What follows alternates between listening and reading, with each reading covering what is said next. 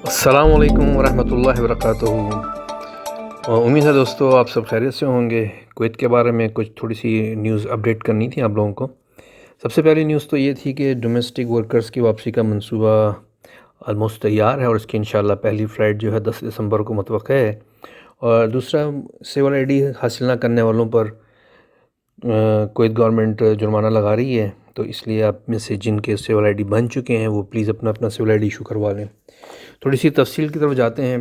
34 بین ممالک سے تارکین وطن کی واپسی کے پہلے مرحلے کا آغاز انشاءاللہ 10 دسمبر سے متوقع ہے۔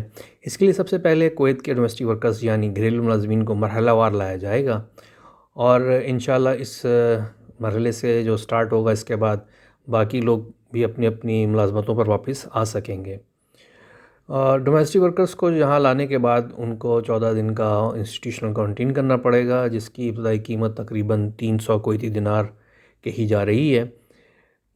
اس کے اندر PCR ٹیسٹ، ان کے تینوں وقت کا کھانے کا انتظام اور باقی دوسرے اخراجات، ٹکٹ بھی اسی میں شامل ہوگا۔ 5 اہم ممالک کے تارکین وطن کی ٹکٹوں کی پرائس بھی فکس کرنے سے متعلق کام کیا جا رہا ہے، تاکہ جیسے پہلے دبئی کے راستے آنے والوں کو ہر گزرتے دن کے ساتھ قیمتوں میں اضافہ برداشت کرنا پڑ رہا تھا، اس سے بچنے کے لیے ٹکٹس کی قیمتوں کی تجویز Directorate General of Civil Aviation نے کویت ایئر ویز اور جزیرہ ایئر ویز کی انتظامیہ سے میٹنگوں کے بعد مقرر کی ہے، جو کہ کچھ یوں ہے۔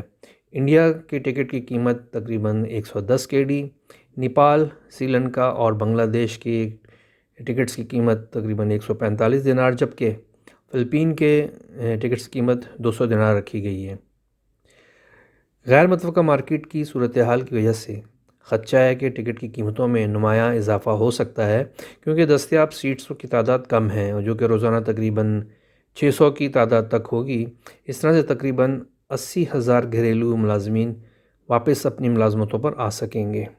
اب دوسری خبر کی طرف آتے ہیں کہ کویت نے سول آئی ڈیز کارڈ حاصل نہ کرنے پر غیر ملکی تارکین وطن پر جرمانہ عائد کرنے کا فیصلہ کیا ہے، اور ایک بین الاقوامی میڈیا کے مطابق وہ تارکین وطن جو کویت میں رہائشی اجازت نامہ ملنے کے بعد مخصوص وقت کے اندر اپنا سول شناختی کارڈ حاصل کرنے میں ناکام رہے، ان پر پبلک اتھارٹی برائے سول انفارمیشن پاسی کی جانب سے 20 کویتی دینار جرمانہ عائد کیا گیا ہے۔ ان میں کویت میں سرکاری اداروں میں دوبارہ کام شروع کرنے والے نومولود بچوں کے کفیل بھی شامل ہیں۔ ذرائع کا کہنا ہے کہ پاسی نے یہ فیصلہ اس نوٹس کے بعد کیا جب نومولود بچوں کے کئی کفیلوں نے اپنی سول شناخت حاصل نہیں کی، حالانکہ انہیں پہلے ہی رہائشی اجازت نامے اور پاسپورٹ فراہم کیے جا چکے تھے۔ ذرائع کا کہنا ہے کہ جن لوگوں کے ہاں کرونا وبا کے درمیان بچوں کی پیدائش ہوئی، انہیں لاک ڈاؤن کے پورے عرصے میں جرمانے سے استثنیٰ قرار دیا گیا تھا، مگر سرکاری اداروں میں کام شروع ہونے کے بعد ان پر یہی طریقہ لاگو ہوگا۔ ہمارے ساتھ ایسی مزید خبروں کے لیے اس چینل کو آپ لائک کیجئے، شیئر کیجئے اور سبسکرائب کیجئے۔ شکریہ۔